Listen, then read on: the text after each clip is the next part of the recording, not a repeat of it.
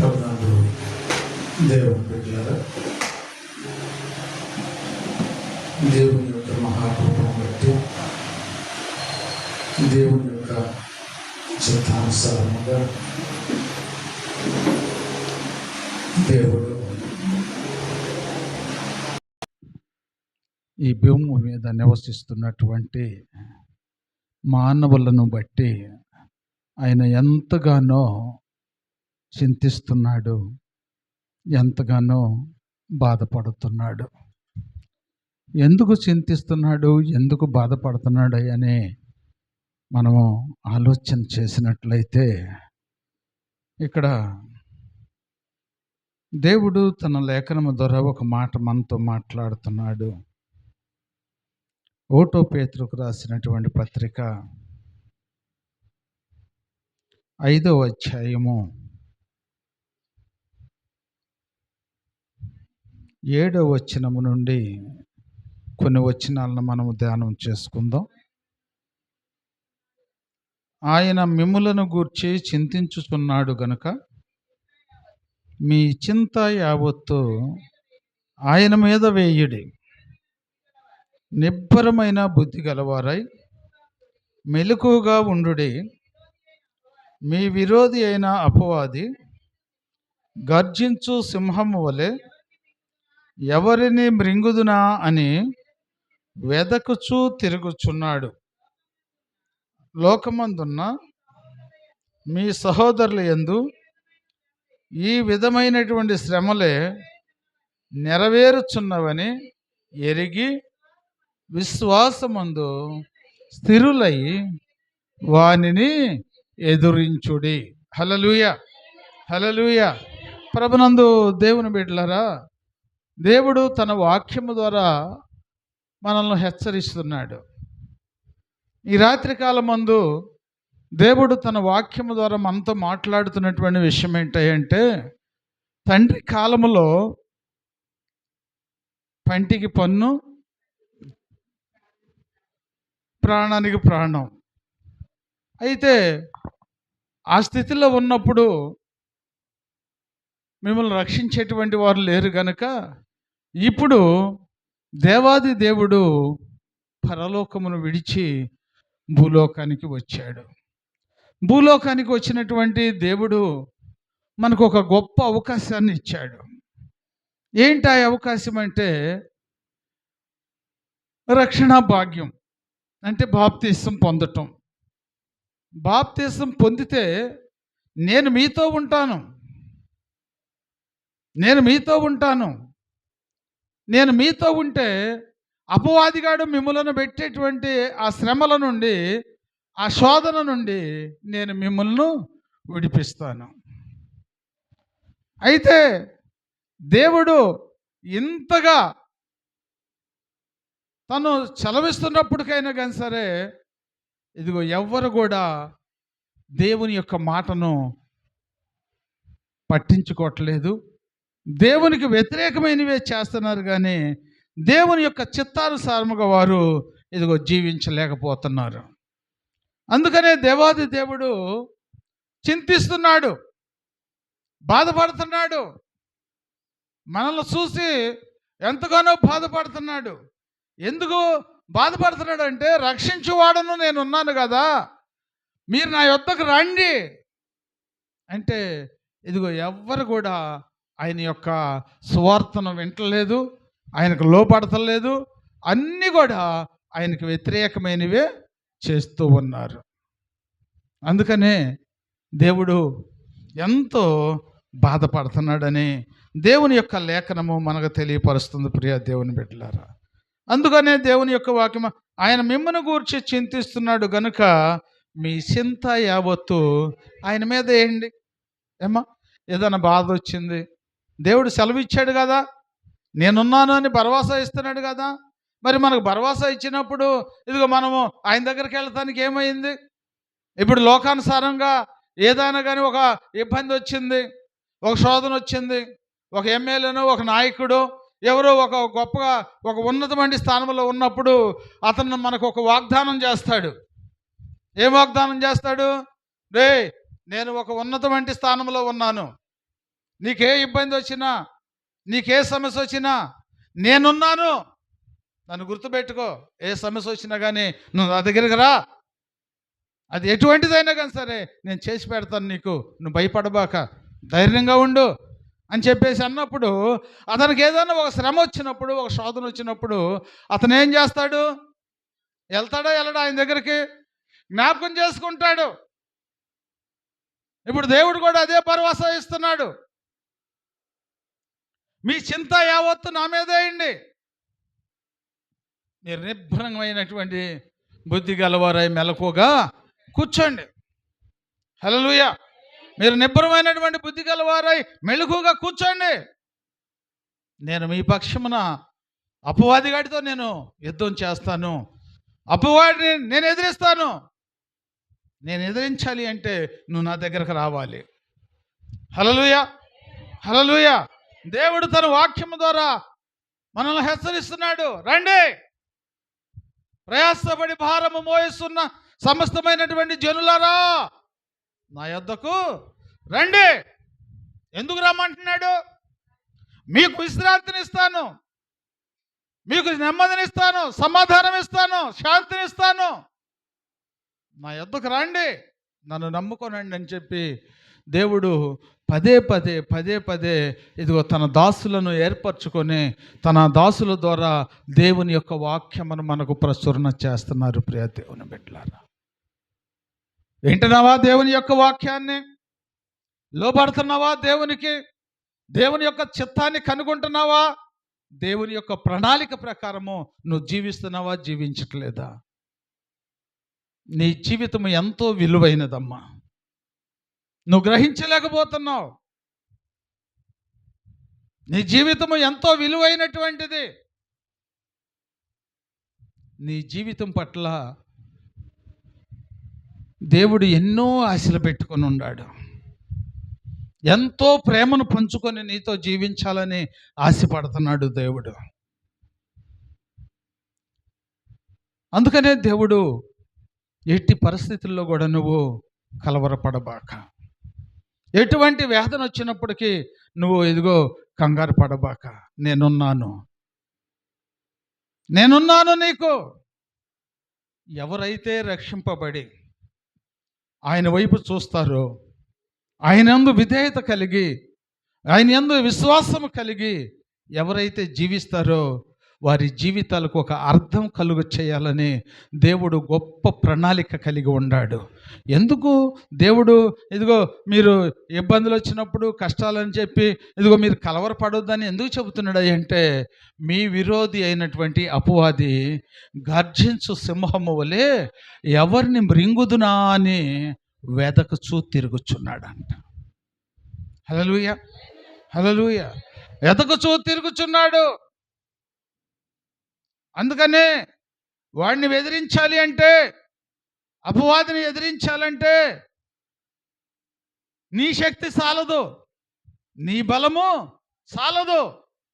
అందుకనే ఈ లోకానుసారమైనటువంటి బలము కాదు, కానీ దేవుని యొక్క బలాన్ని నువ్వు పొందుకోగలిగితే నువ్వు దేన్నైనా కానీ జయించగలుగుతావు, దేన్నైనా కానీ ఎదిరించగలుగుతావు. దావీదు మహాశయుని మనం చూసుకుంటే, దావీదు దేవుని యొక్క శక్తిని పొందుకున్నాడు, దేవుని యొక్క బలమును పొందుకున్నాడు. దేవుని యొక్క బలమును పొందుకున్నటువంటి దావీదు ఇదిగో సింహాన్ని 2 చంకలు పట్టుకొని చీల్చివేయగలిగాడు. హల్లెలూయా, హల్లెలూయా. ఎలుగుబంటిని పట్టుకొని 2 చంకలు పట్టుకొని ఇదిగో చీల్చివేయగలిగాడు. బలవంతుడైనటువంటి గొలియాతును ఇదిగో హతమార్చగలిగాడు. అది దావీదు యొక్క లోకానుసారమైనటువంటి శరీర బలముతో కాదు ఆయన జయించింది, దేవుని యొక్క శక్తి చేత, దేవుని యొక్క బలము చేత. ఆ బలాన్ని, ఆ శక్తిని ఈరోజు దేవుడు నీకు కూడా ఇవ్వాలనుకుంటున్నాడు. నిన్ను కూడా ఇదిగో అపవాది మీద ఇదిగో జయం ఇవ్వాలని చెప్పి దేవుడు దావీదు లాంటి విశ్వాసము కలిగి నువ్వు జీవించాలని దేవుడు కోరుకుంటున్నాడు. దేవుని యొక్క వాక్యం మనకు సెలవిస్తుంది, విశ్వాసము లేకుండా దేవునికి ఇష్టులై ఉండుట అసాధ్యం అంటున్నాడు.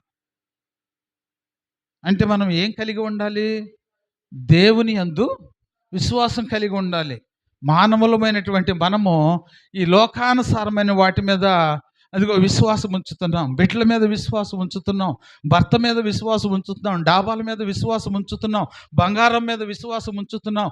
అనేకమైనటువంటి వాటి మీద మనం విశ్వాసం ఉంచుతున్నాము. కానీ మనకు అండగా ఆదరుగా జీవిస్తానికి మన కోసం ఎంతగానో ఇదిగో ప్రయాసపడుతున్నటువంటి ఆ ప్రభు వైపు మాత్రం మనము విశ్వాసాన్ని కనపరచలేకపోతున్నాం. మనం విశ్వాసాన్ని కనపరచలేకపోతున్నాం. అందుకనే దేవుని యొక్క వాక్యం మనకు సెలవిస్తుంది. దేవుడంట మానవులను చూసి ఈ లోకానుసారమైనటువంటి శ్రమల్లో ఇబ్బందుల్లో కూరుకుపోయి ఏం చేయాలో అర్థం కాని పరిస్థితుల్లో ఉన్నటువంటి వారిని చూసి అంట దేవుడంట చింతిస్తున్నాడంట. దేవుడు బాధపడుతున్నాడంట. నేనున్నానుగమ్మా, నీ సమస్యల నుంచి, నీ ఇబ్బందుల నుంచి, నీ సమస్యల నుంచి నేను విడిపించడానికి, నేను నీకు తోడుగా ఉండటానికే కదమ్మా నేను వచ్చింది ఈ లోకానికి. నా వైపు చూడమ్మా, నీ హృదయంలో నాకు చోటియమ్మా. నీ హృదయంలో నాకు చోటిస్తే సమస్తమును నేనే చూసుకుంటా నీకు. అంటే నీ హృదయంలో చోటు ఎందుకు అడుగుతున్నాడు అంటే, ఇదిగో ఈ లోకానుసారమైన వాటిని విడిచిపెట్టేసి దేవుని యొక్క చిత్తానుసారంగా నువ్వు జీవించాలని దేవుడు కోరుకుంటున్నాడు. హల్లెలూయా. అందుకనే దేవుని యొక్క వాక్యం వింటున్నటువంటి మనము ఈ వాక్యమును కానీ మన హృదయంలో భద్రపరచుకోగలిగితే, వాక్యమై ఉన్నటువంటి దేవుడు మన హృదయంలో ఉండి మన మీద తిరుగుబాటు చేస్తున్నటువంటి అపవాదిగాడిని పారదోల్తాడు. హల్లెలూయా. వాడిని పారదోల్తాడు. నీకు నెమ్మదిస్తాడు, నీకు సమాధానం ఇస్తాడు. అందుకనే కదా దేవుని యొక్క వాక్యం మనకు సెలవిస్తుంది. దేవుని యొక్క వాక్యం ఏం సెలవిస్తుంది? ఎవరి గురించి దేవుడు మాట్లాడుతున్నాడు అంటే,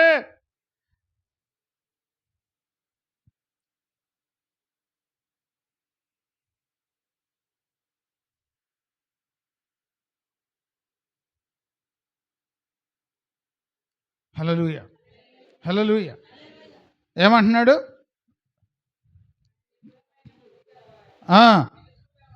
నిబ్బరమైన బుద్ధి గలవారై మెలకువగా ఉండండి.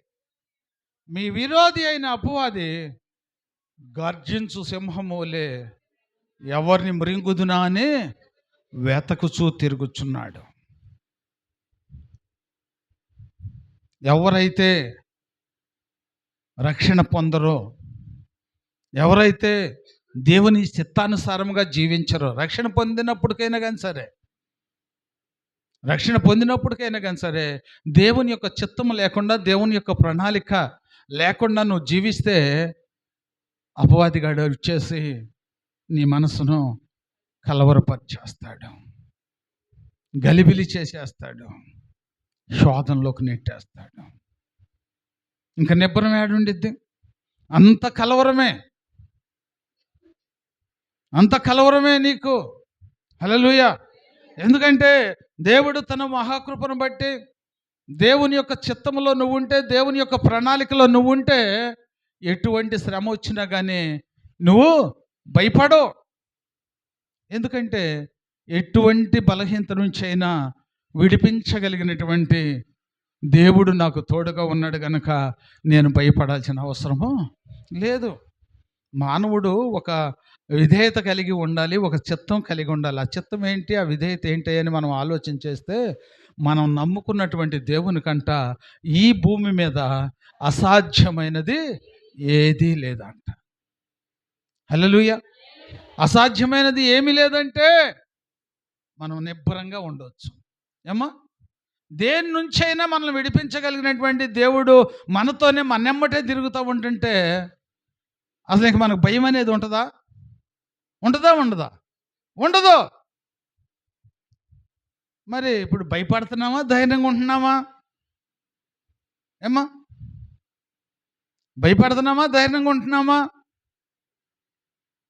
ఎందుకు భయపడుతున్నామా, ధైర్యంగా ఉంటున్నామని ఎందుకు అడుగుతున్నామంటే, దేవుడు మనలో ఉంటే భయం ఉండదు. దేవుడు మనలో లేకపోతే చిన్న చిన్న వాటికి కూడా మనము భయపడాల్సి వచ్చింది. హల్లెలూయా, హల్లెలూయా. ఎందుకంటే దేవుడు మనతో ఉంటే ఎలాంటి సమస్యనైనా మనము ఎదుర్కోగలుగుతాం. అందుకనే దేవుడు అంటున్నాడు, మీరు నిబ్బరం కలిగి ఉండండి. మీ యొక్క చింత యావత్తు నా మీదేయండి.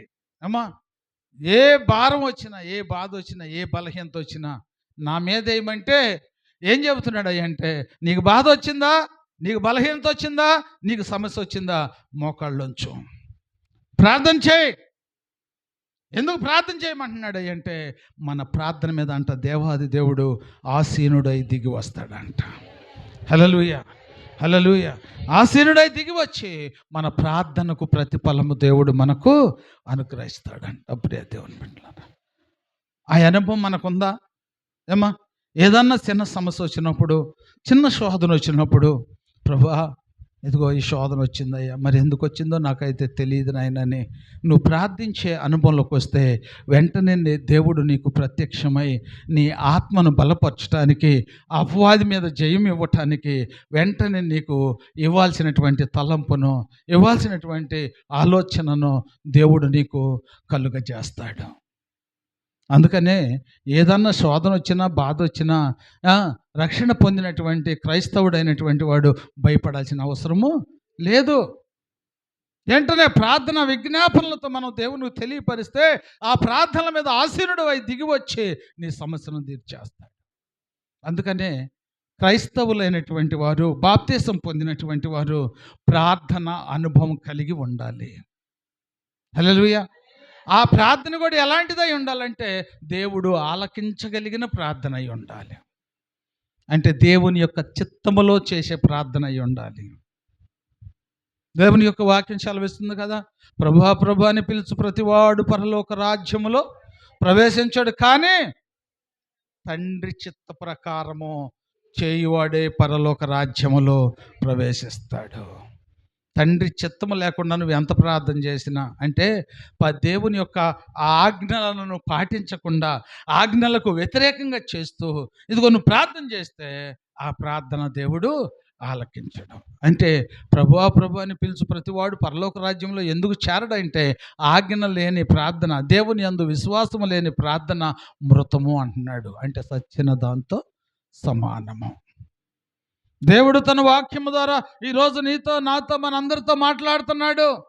ఎలాంటి ప్రార్థన మనం చేస్తున్నాం, ఎలాంటి విశ్వాసం కలిగి మనం జీవిస్తున్నాం, మనల్ని మనం పరిశోధన చేసుకొని నమ్మకంగా దేవునిలో జీవించడానికి దేవుడు తన వాక్యము ద్వారా మనల్ని హెచ్చరిస్తున్నాడు.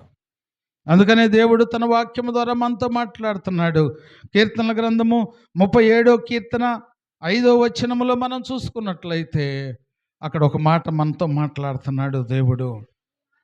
నీ మార్గమును యెహోవాకు అప్పగింపుము, నీవు ఆయనను నమ్ముకొనుము, ఆయన నీ కార్యములను నెరవేర్చును. ఆయన వెలుగు వలె నీ నీతిని, మధ్యాహ్నము వలె నీ నిర్దోషత్వమును వెల్లడిపరచును. యెహోవా యొద్ద మౌనంగా నుండి ఆయన కొరకు కనిపెట్టుకొనుము.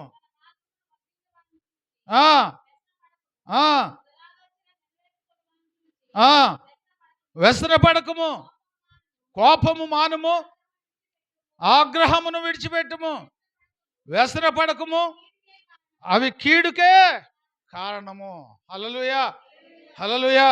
ఏం చెబుతున్నాడు? మొట్టమొదటగా నీ మార్గమును యెహోవాకు అప్పగించు.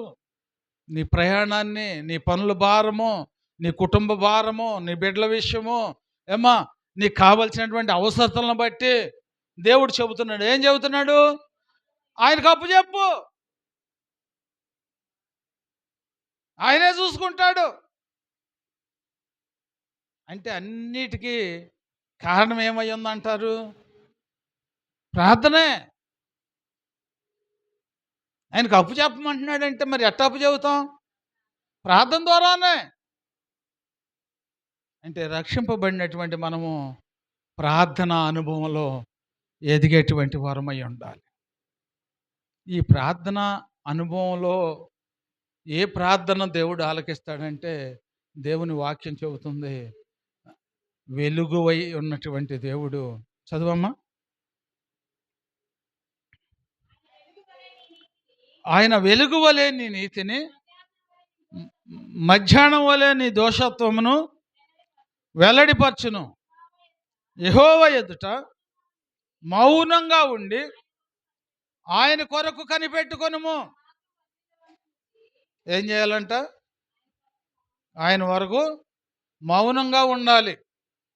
హల్లెలూయా. ఎదుటి వారు ఆశీర్వదించబడుతున్నారు, నేను ఆశీర్వదించబడతలేదు అని చెప్పేసి ఆ మనస్తత్వం అనేది, ఆ ఆలోచన అనేది క్రైస్తవులమైనటువంటి మనలోకి రానేయకూడదు. అది వస్తే దేవునికి నువ్వు విరోధివే, దేవునికి నువ్వు దూరస్తుడివే. ఆ మనస్తత్వం దేవునికి ఇష్టమైంది కాదు. అక్కడ ఇంకా మాట్లాడుతున్నాడు.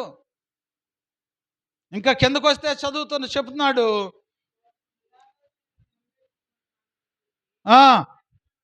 వ్యసన పడకము.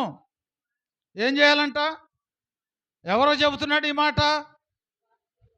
దేవుని యందు విశ్వాసం ఉన్నటువంటి వారికి దేవుడు చెబుతున్నటువంటి మాట ఏంటంటే, కోపం మాను, ఆగ్రహం విడిచిపెట్టు. ఒక్కొక్కరు కట్టలు తెంచుకొచ్చేసింది కోపం. ప్రార్థన చేస్తారు కానీ ఆగ్రహం వచ్చేసేస్తే ఉగ్రం ఆపుకోలేరు. దేవుని వాక్యం ఏం చెబుతుంది? మానే. అది దేవునికి వ్యతిరేకమని నీకు తెలియదా? ఎందుకు వస్తుంది కోపం? ఎందుకు వస్తుంది ఉగ్రం? అపవాదిగాడు నిన్ను రెచ్చగొడుతున్నాడని నువ్వు గ్రహించలేకపోతున్నావు.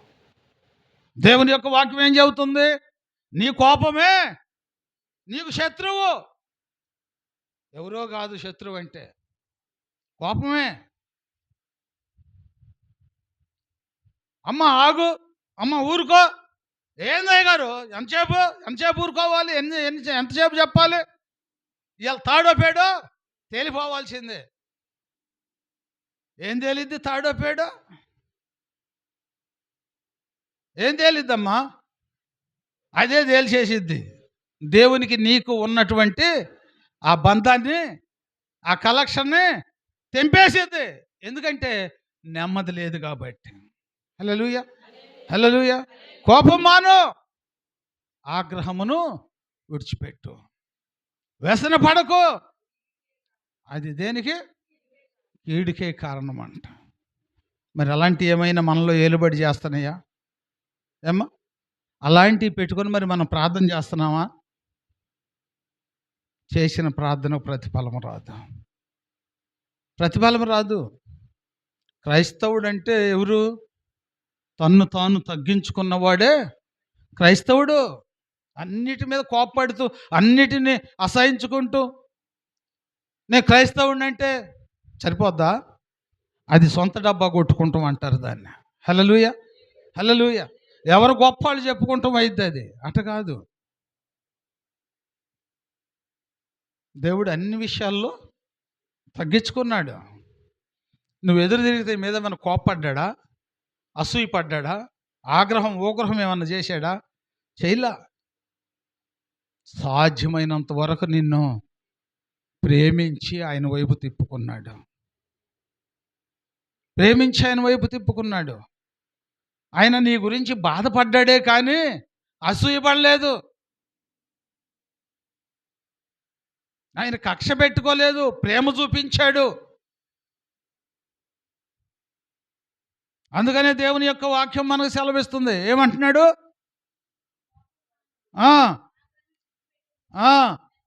వ్యసన పడకము, అది కీడుకే కారణము. హల్లెలూయా, హల్లెలూయా. అందుకనే దేవుని సన్నిధికి మనం ఎందుకు వస్తున్నామా అంటే, దేవుడు తన వాక్యము ద్వారా ఇదిగో మనల్ని హెచ్చరిస్తున్నాడు. ఇదిగో ఇలాంటి వ్యతిరేకమైనవి మీలో ఏమైనా ఉన్నవేమో, ఇలాంటివి ఉంచుకొని మీరేమైనా ప్రార్థన చేస్తున్నారేమో, అవి మీ ప్రార్థనను దేవునికి ఇదిగో కలెక్షన్ తెగ్గొట్టేస్తాయి. నువ్వు ఉంటున్నావు, ప్రేమతోనే ఉంటున్నావు. కానీ మధ్యలో ఆ ప్రేమను ఏం చేస్తుందంటే ఇదిగో ఇది వచ్చేసి అడ్డుపరిచేస్తుంది. ఏమ్మా, ఇప్పుడు జక్కయ్య జీవితంలో ఏమున్నది? ఏమ్మా, పాపం ఉన్నది.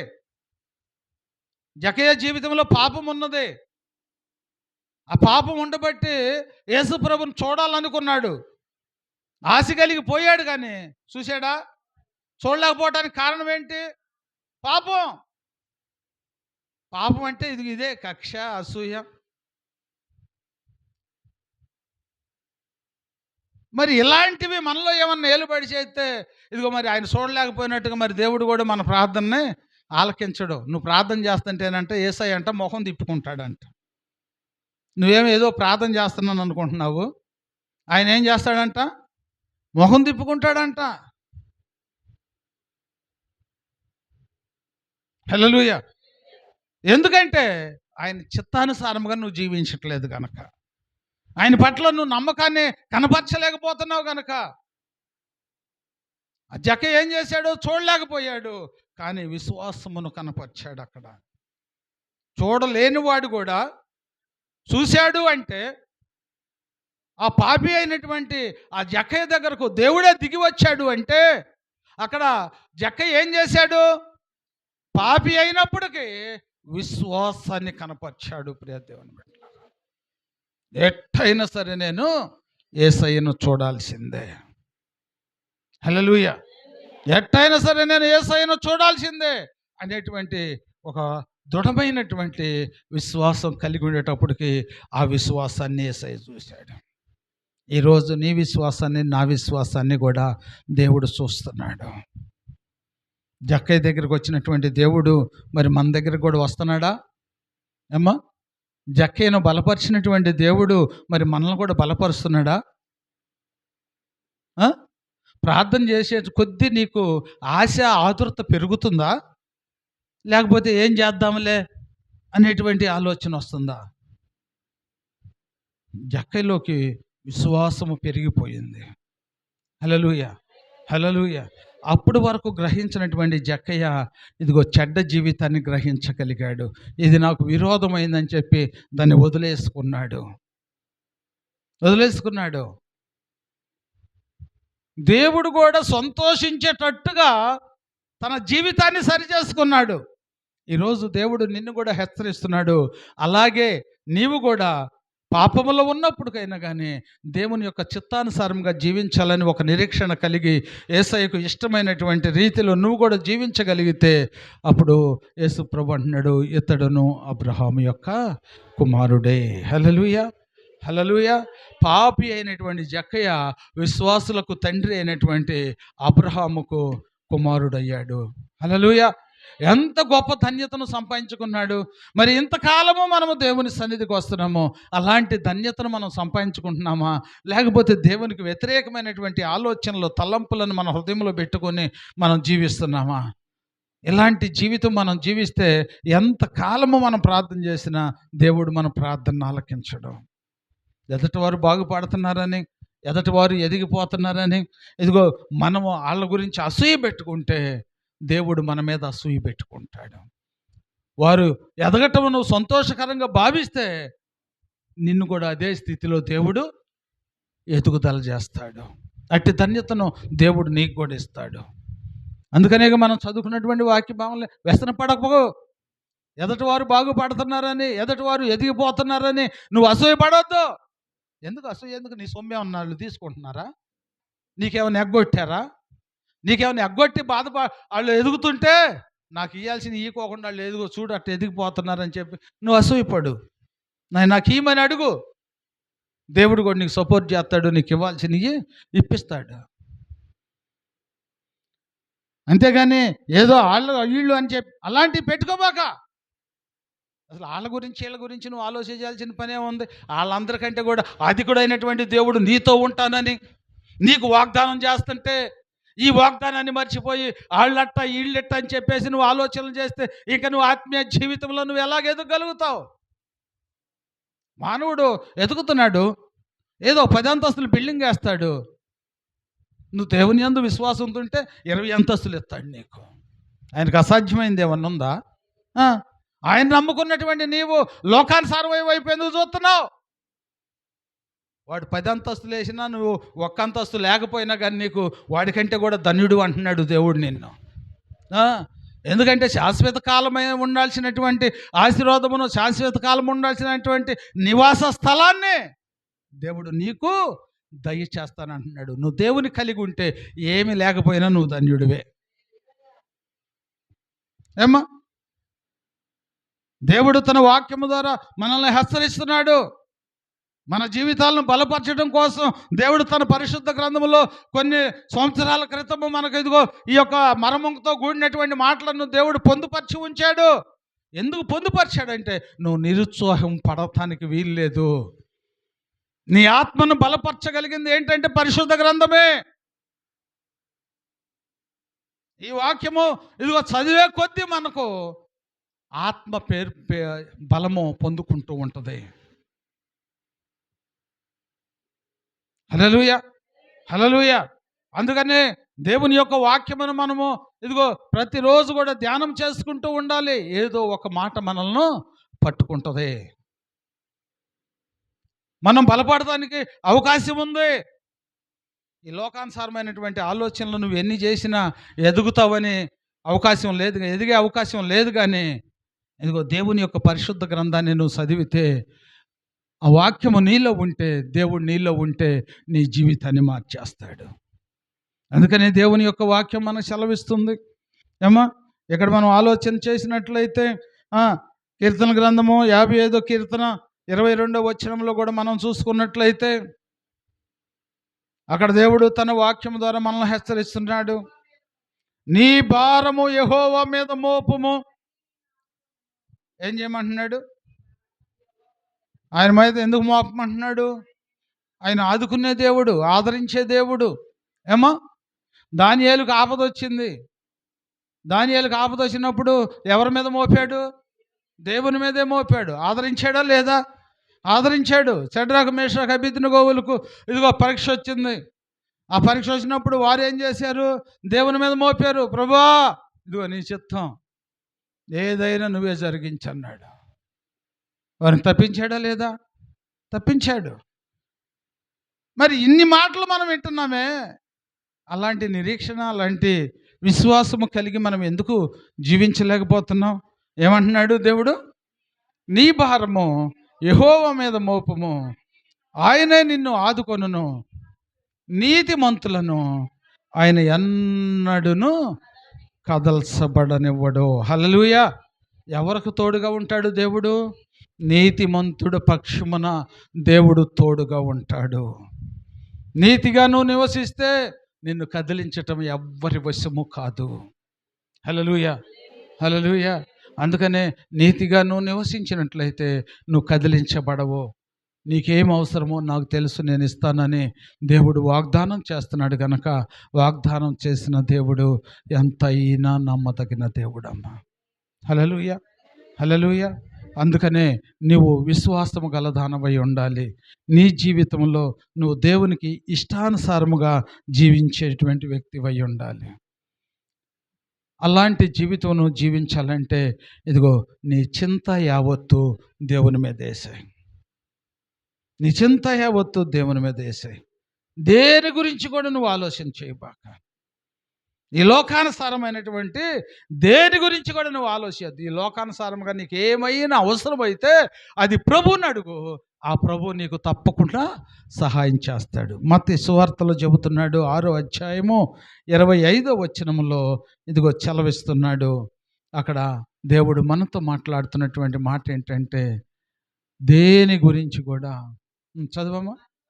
అందువలన నేను మీతో చెప్పున్నది ఏమనగా, ఏమి తిందుమో ఏమి త్రాగుదమో అని మీ ప్రాణమును గూర్చైనను, ఏమి ధరించుకొందుమో అని నీ దేహమును గురించి అయినను హల్లెలూయా ఆలోచించబాకండి. ఏమి తిందాం, ఏం దాచుకుందాం, ఏం పెడదాం, ఏం సంపాదించుకుందాం అని మీరు ఆలోచించద్దు. అసలు దేని గురించి కూడా మీరు చింతించవద్దు. ఎందుకంటే నువ్వు దేవుని ఎరిగి ఉండవు గనక, నీ దేవుడు ఉన్నతమైన వాడు గనక, నీకు ఎప్పుడు ఏం అవసరమో నాకు తెలుసు అంటున్నాడు కనుక, నీ అవసరత సమయంలో దేవుడే నీకు దయచేస్తాడు, తోడుగా ఉంటాడు, నిన్ను బలపరుస్తాడు, నీ అవసరతలను తీరుస్తాడు. అంతేగాని నువ్వు ఆలోచించి ఏం చేయగలుగుతావు? నీ ఆలోచన చేత ఏవైనా మూరుడు పెంచుకోగలుగుతావా నువ్వు? నీ వల్ల ఏది కాదు కనుక దేవుడు అంటున్నాడు, దేని విషయంలో చింతించొద్దు, ప్రతి విషయంలో ప్రార్థన విజ్ఞాపనలతో నువ్వు దేవునికి నీ విన్నపములను తెలియపరచు. హల్లెలూయా, హల్లెలూయా. ఈ రాత్రి కాలమందు దేవుడు మనల్ని హెచ్చరిస్తున్నాడు, మనల్ని పురికొల్పుతున్నాడు, మనల్ని బలపరుస్తున్నాడు. అందుకనే ఈ లోకానుసారమైన వాటి వైపు మనం చూడకుండా దేవుని యందు విశ్వాసం ఉంచి ఆయనను అడిగితే అడుగు ప్రతి వారికి ఆయన సహాయం చేస్తానంటున్నాడు. ఆకాశ పక్షులను చూడండి, అవి విత్తవు, కోయవు, కొట్లలో సమకూర్చుకొనవు, అయినను పరలోకపు తండ్రి వాటిని పోషించట్లేదా? వాటికంటే మీరు శ్రేష్ఠులు కారా? ఏమ్మా, దేవుడు ఇంతగా, దేవుడు తన వాక్యము ద్వారా మనతో మాట్లాడుతుంటే, ఇంత ఆదరణ మన పట్ల చూపిస్తుంటే, మనము దేవుని యొక్క ప్రేమను మనం ఎందుకు గ్రహించలేకపోతున్నాం? ఏమ్మా, శ్రమలకైనా కానీ ఇబ్బందులకైనా కానీ గురి అవుతున్నాం, కానీ దేవునికి మాత్రం లోబడలేకపోతున్నాం. అందుకనే దేవుడు చెలవిస్తున్నాడు, ప్రయాసపడి భారం మోసుకొనిచున్న సమస్తమైన జనులారా నా యొద్దకు రండి, నేను మీకు విశ్రాంతిని కలుగజేస్తాను. ఆయన దగ్గరకు వద్దాం, విశ్రాంతి పొందుకుందాం, దేవుని యొక్క చిత్తానుసారముగా మనం జీవిద్దాం, దేవుని యొక్క ఆశీర్వాదమును మనం పొందుకుందాం. దేవుడి కొద్ది మాటలను ప్రభు మన వెనుకల్లో దీవించి ఆశీర్వదించి మహిమ పొందును గాక. ఆమేన్.